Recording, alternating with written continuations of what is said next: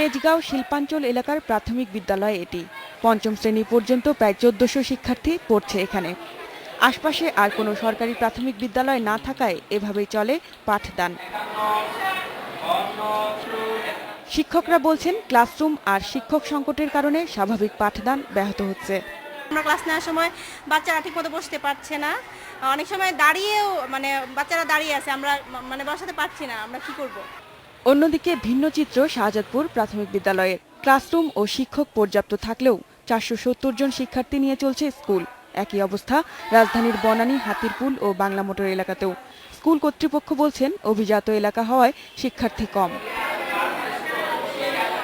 অভিভাবকদের পছন্দ বেসরকারি স্কুল। মানসম্পন্ন শিক্ষক না থাকলেও বাহ্যিক চাকচিক্য আর এক্সট্রা কারিকুলাম কাজে আকর্ষণ বাড়াচ্ছে এসব স্কুল।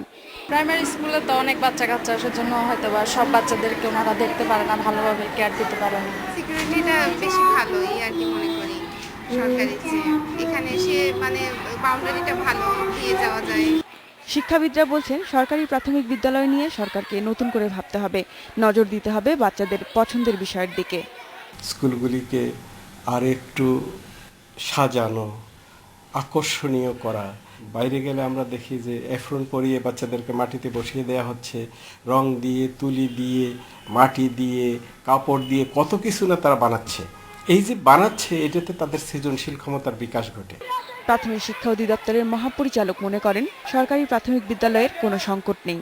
এখন ঢাকা কলেবর বৃদ্ধি পেয়েছে, অনেক মানুষ এখানে এসেছে, কিন্তু ঢাকা শহরে তো জমি পাওয়া যায় না। আমাকে জমি দেন, আমরা এখানে অনেক প্রাইমারি স্কুল করে দেবো।